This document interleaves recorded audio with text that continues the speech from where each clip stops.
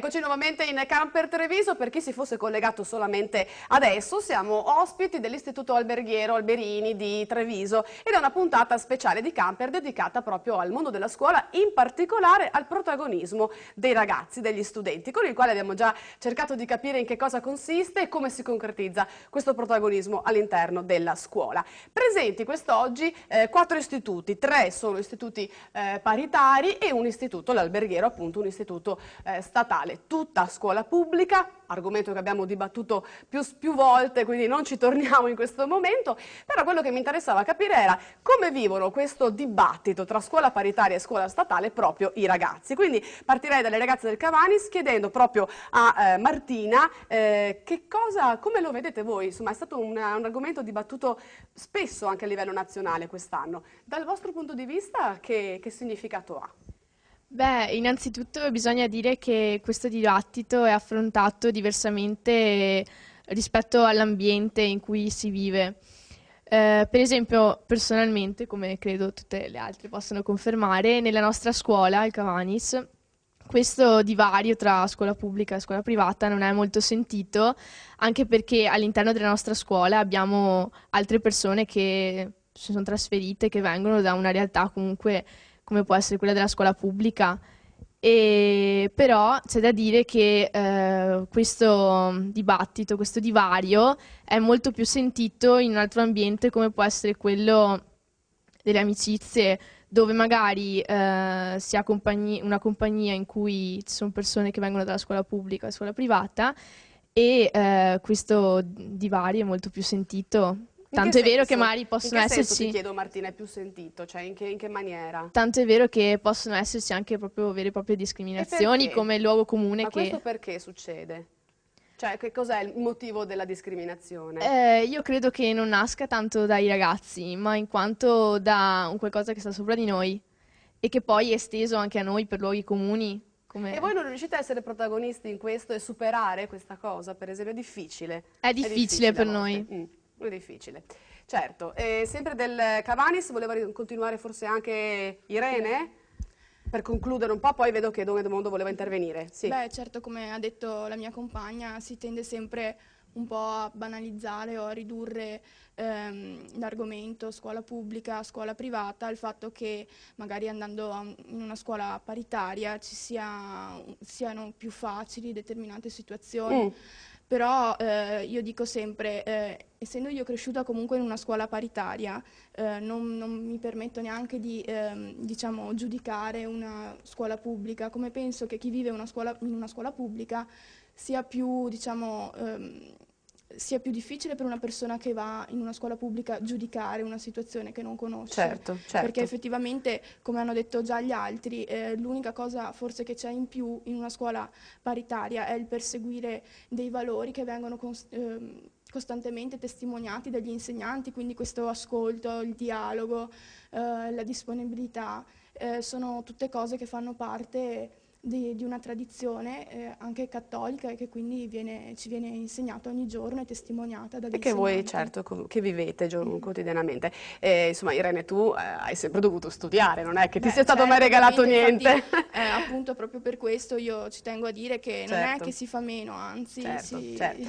Don Edmondo, volevi intervenire su questo? Volevo solamente passare il microfono ai ragazzi perché devono parlare loro. Ah, ok, perfetto. Allora passiamo ai ragazzi di Maria Assunta. Marica, anche a te chiedo qual è la tua opinione su questo dibattito? Io adesso frequento la scuola paritaria, l'Istituto Maria Assunta, ma ho frequentato anche una scuola pubblica statale e purtroppo c'è il mito che in una scuola paritaria i voti vengano regalati o comunque noi passiamo più facilmente rispetto magari a chi frequenta una scuola statale, e non è assolutamente vero. Io, avendo appunto vissuto tutte e due le esperienze, posso testimoniare che come ho studiato da una parte ho dovuto studiare altrettanto dall'altra.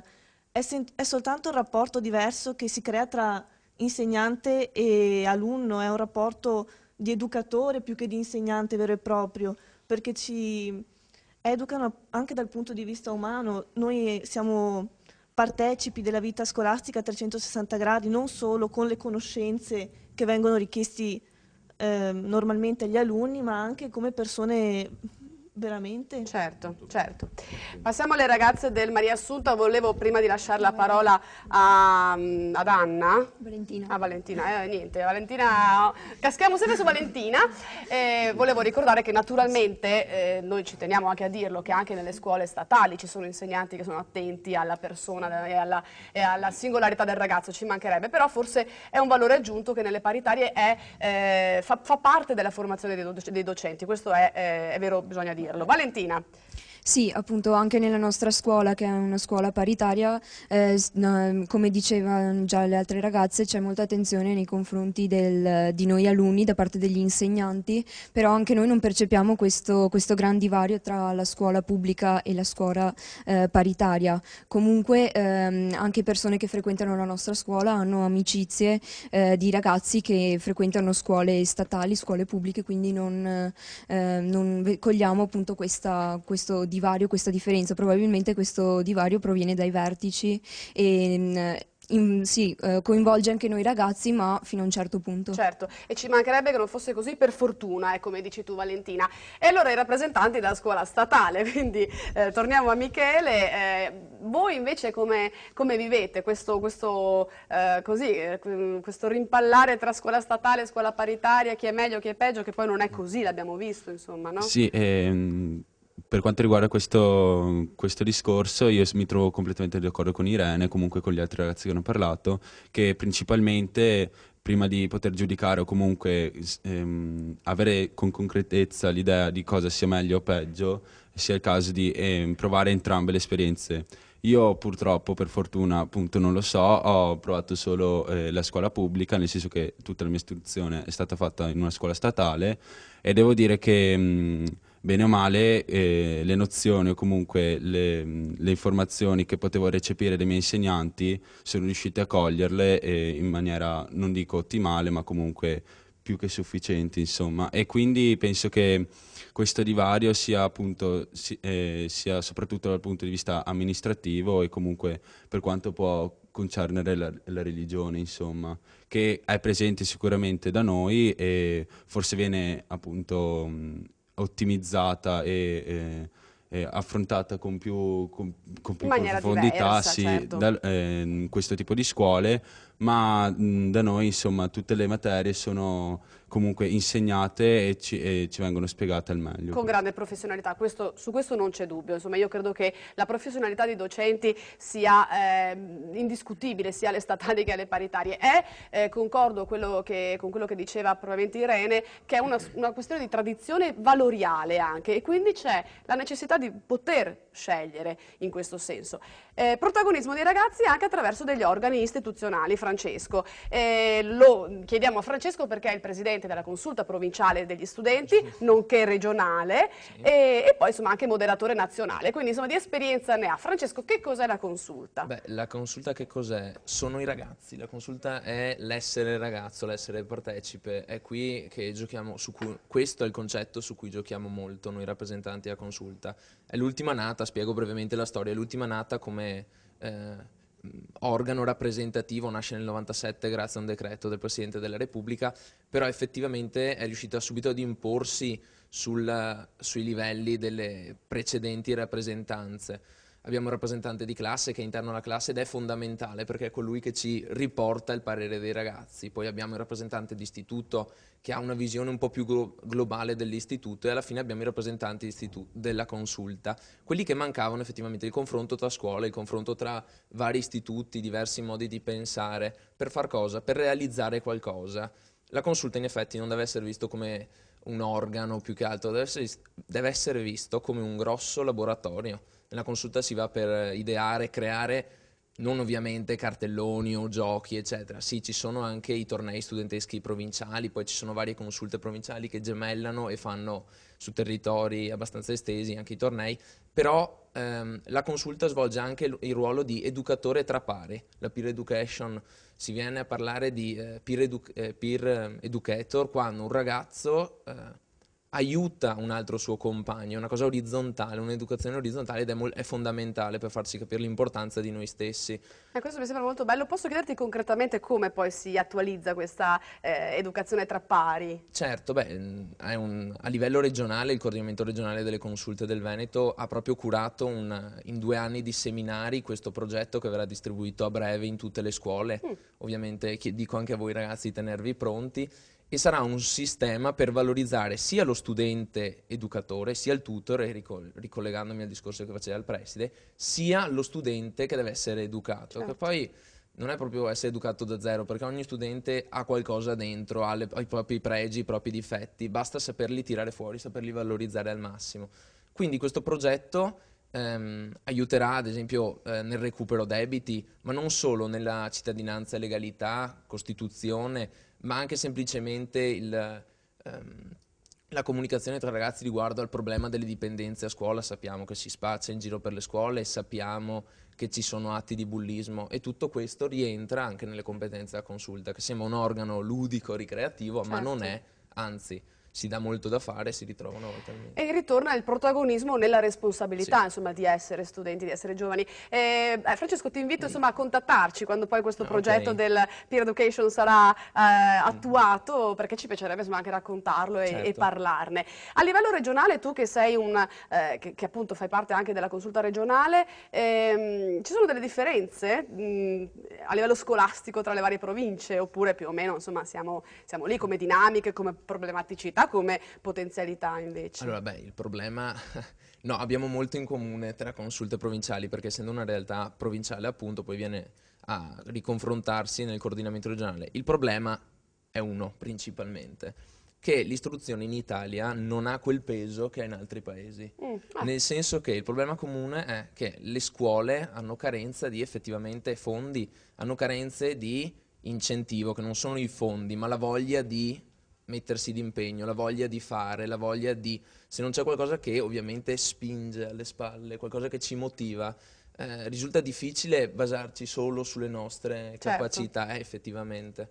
E Però... questa è una sfida che lanciamo a livelli insomma molto più alti, di dare Spero peso e considerazione maggiore alla scuola italiana. Francesco, mi spiace un po' interromperti, ma abbiamo dei tempi strettissimi. Ultimo giro di risposte, rimaniamo da voi, quindi non so se Michele o Chiara o tu Francesco stesso.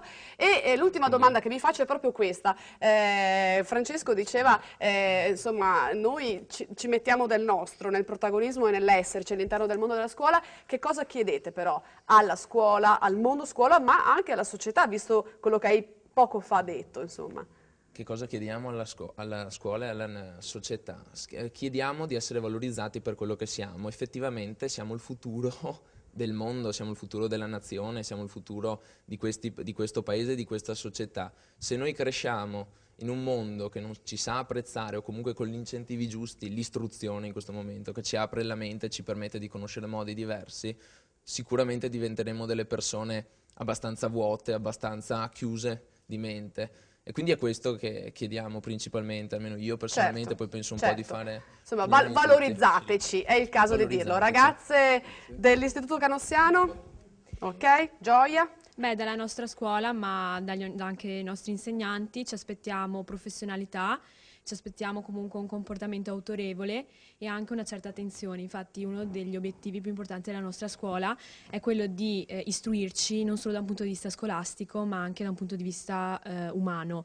Infatti ogni anno viene anche organizzato il CIC, che consiste in alcune ore che gli insegnanti mettono a disposizione per ascoltare coloro che sono in difficoltà e quindi coloro che hanno dei problemi non solo legati all'ambito scolastico ma anche legati alla vita privata. E quindi noi alunni sappiamo di poter contare non soltanto sui familiari, sugli amici, ma anche sui nostri professori. L'aspetto ambivalente tra didattica e formazione personale, quindi bene. Noi la nostra scuola non vorremmo dire niente, nel senso che comunque stiamo bene, ci troviamo bene e tutto. Non volete chiedere niente di più alla scuola, quindi? E alla società, magari, no? È più un messaggio alla società. Noi siamo contenti di essere qui anche per sfatare il mito, come abbiamo già detto, che nelle scuole paritarie non si studia. Cioè, Abbiamo si capito che paga studiate. e Sì. si passa. No, anche per esperienze dirette, come può essere mio fratello, che è stato preparato molto bene per l'università e ha fatto una scuola paritaria. Certo, la mia. ma non c'è dubbio che la preparazione sia La ad ottimi preparazione è livelli adeguata, in sì. entrambe le realtà. Chiudiamo con le ragazze del Cavanis, quindi risponde Desiree. Beh, io credo che l'unica cosa che si può chiedere a una scuola è quella di dare un'educazione e quindi né al Cavanis né a quanto pare nelle altre scuole si possono fare altre richieste. L'unica cosa che si può chiedere è alla società, visto che la scuola ci dà un'educazione, ci dà dei valori per affrontare poi il futuro, che questo futuro ci sia dato. Certo, che ci sia una garanzia, no, per il Esatto. vostro futuro, questo ve lo auguriamo davvero. Dore del Mondo, se vuoi dire due parole di conclusione. Sì, sono molto contento perché abbiamo tentato di mettere al centro gli studenti. Vorremmo che questo diventi una abitudine, uno stile, una scelta, sia come comunità cristiana, sia come società, superando le divisioni ideologiche che abbiamo visto qui essere solamente distinzioni, accentuazioni di qualità e di ricchezza di una società che ha una molteplicità di proposte educative istituzionali come scuole. E allora vorremmo appunto che questi studenti continuassero e continuassero anche una storia, perché brevissimamente solamente un accenno, il coordinamento degli studenti delle scuole cattoliche ha durato 10 anni, fino al 2006. E questo coordinamento ha favorito anche il protagonismo della presenza degli studenti di allora, non voi, ecco, nella consulta provinciale studenti, al punto tale che un rappresentante degli studenti delle scuole paritarie era anche il presidente della consulta. Occorre allora che questo dialogo istituzionale con la consulta possa continuare in termini organizzativi, costanti, quotidiani, anche con le scuole paritarie, in maniera tale che si possa sprigionare dalla base quella potenzialità, quella unità, quella concordia in cui il giovane è il giovane e la ricchezza è portata alla società per il bene appunto di questa società di cui noi adulti abbiamo una grande responsabilità. Quindi grazie anche a Campe che ci ha dato questa possibilità e grazie a voi ragazzi, continuate su questa strada. Grazie Dore del Mondo, buon lavoro alla consulta naturalmente, un grande in bocca al lupo per il vostro futuro a tutti voi. Sappiate che se avete voglia di essere protagonisti anche televisivamente noi ci siamo, insomma se vi viene qualche idea ben volentieri vi diamo voce. Grazie a voi per essere stati con noi, grazie a Davide Segalini che ha curato la parte tecnica. Camper torna giovedì prossimo, stessi orari, vi ricordo che andiamo in onda anche su Blu Radio Veneto alle 18:30 il sabato e che potete rivedere tutti i servizi sul nostro canale YouTube Telechiara Produzioni. Grazie davvero, grazie all'Istituto Alberini che ci ha ospitato, all'Istituto Cavanis, all'Istituto Madonna del Grappa e all'Istituto Maria Assunta e a tutti. Arrivederci.